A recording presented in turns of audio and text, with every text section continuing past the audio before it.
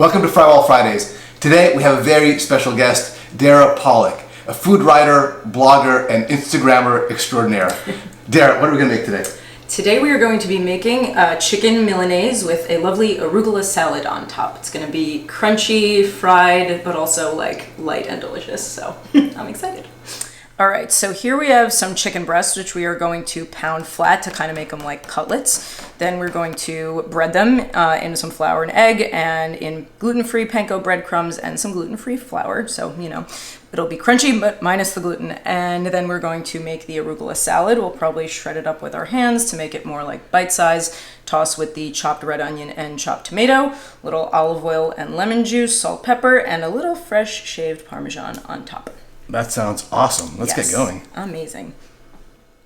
So we have our dredging station here. Walk us through it. All right, we have our gluten-free flour here. I added a little bit of salt and pepper. Sometimes I add a little onion powder just for extra flavor. Then we have our eggs, just beaten 2 eggs I think I used, and then our gluten-free panko breadcrumbs. So we're gonna go flour, eggs, breadcrumbs, done. Great, let's see it. Yep. All right, let's start. So now I usually try to keep like one dry hand and one wet hand. I feel like it never really works out, but we'll see what happens. I aspire to the same thing and also find it challenging. I always mess it up. Like now I'm like, okay, which dry was which? hand. Yeah, exactly. I'm like, okay, in the dry. This is what I try to do to avoid getting more, wet, but, and I'm spilling on myself. So there we go. Pat it down a little and make sure it's like coated nicely. Shake it off. And boom, there's one little guy. Wow, that looks perfect. Yeah. Always get the edges too, because I feel like the little edges are like the nice crispy parts. I love the super crispy parts. So there we go. Lovely. And there you have it. They are ready to be fried, and my hands are ready to be washed. Awesome. Okay, so we have been heating up our oil now for a few minutes, and we are going to test the heat by dropping in a few breadcrumbs. If they like sizzle and float to the top, that's how you know it's good to go.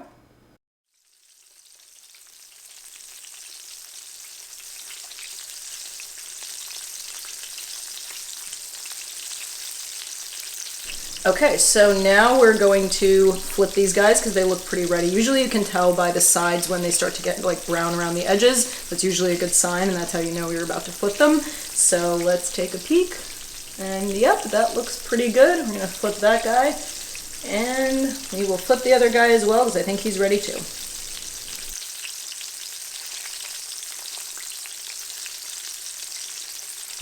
All right, these look like they're done. You can see kind of like that they're also nice and brown on both sides. So we're gonna just take these off and we're gonna drain them on some paper towels just to get off any like of that excess grease. And then we're gonna put the next 2 in. Dara, these cutlets look amazing and they smell out of the world. Yes. How are we going to finish this dish? We are going to break up this fresh, beautiful arugula here, kind of like just shred it up with our hands, very rustic. Then we're going to toss it with the tomatoes and onions, olive oil, lemon juice, salt, pepper, and then we're going to pile it on top of the chicken cutlet, and then just a few little shaves of Parmesan on top, and that's it. Awesome, let's do it. Yay. All right. You want to get in here? You can Sure. You can help me with this. It's your arugula. It looks beautiful. I'm sorry for breaking it. Yeah. And you want to make it like kind of bite size, I guess, because it's going to go on top of the chicken, and it's supposed to be like, you eat it with a piece of the cutlet or whatever. So, oh, wow, it smells so peppery. Yeah, oh my god. It's Whoa. The flavor is strong. It is really God. Peppery. It is spicy. It has a definite bite. That's amazing. Can I like taste a piece? Taste Because it, I'm yeah. like so curious. You need to shed a tear. Oh wow. Oh my god. Oh my god. That is peppery. Yeah. Whoa. It's almost like horseradish, right? That is wild. Now we're gonna add our onions and tomatoes. No real method to this. We could just drop those right in. Let's see, let's use, I love onions, so I kind of feel like I want to use all of this, but That looks a good amount, doesn't it? yeah, I think that's good. We'll save a few, why not? All right, and then now, little olive oil action. Again, I don't really measure this, I kind of eyeball, so just, forgive me. But Yeah, I think that's good. Again, something you can always adjust as you go along. Now this is another trick that I learned with lemons. You squeeze it like into your hand so it catches the seeds. I'm assuming you know this as well. Yep. So my hands are clean, everybody. I promise. I just Really washed important. them. Absolutely. Yeah. So you don't want seeds. No one ever wants that. It's also really important just to feel comfortable using your hands to cook, you know? Right, exactly. But it's funny because I used to hate that. Like, you know how we were doing raw chicken before? When I was younger, I never touched raw chicken. It might be good. Again, this is something I eyeball, so we'll see how it goes. And then, since my hands, if you want to give that a little toss with some salt and pepper. No, yeah. Salt now. Your instincts were right.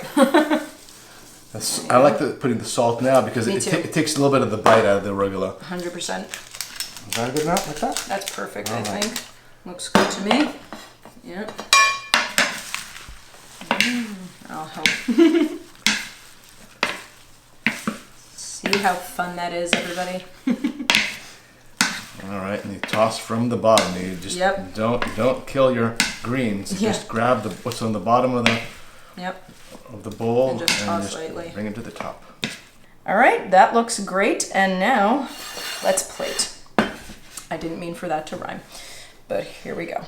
All right, we have a beautiful cutlet right there. And then I'm just gonna take a little bit of this right on top. And again, it doesn't have to look perfect. I mean, this is supposed to be a rustic dish, so, you know, maybe we'll drop a few more tomatoes right on top. And then what I like to do is just grab my handy dandy potato peeler and just do a few little shaves of fresh parm on top. That looks great. Yeah, it's super I think the first instinct is to put have the salad as a bed, but putting it on top is beautiful. Yeah. Yeah. Hey, great, man. This is going to be a staple in my house. Right? Yeah. It's so easy. My mom loves this one, and she feels healthy when she eats it. That's the thing. I grew up with cutlet with mashed potatoes, but with a salad, Yeah. man, it's just so much brighter. I know we're in fall now, but you could still make this in fall, but it is a delightful spring dish, obviously. Absolutely. Absolutely. But, Wow. yeah, you gotta get that parm on there. Better get you back here. Oh my god, it's so good.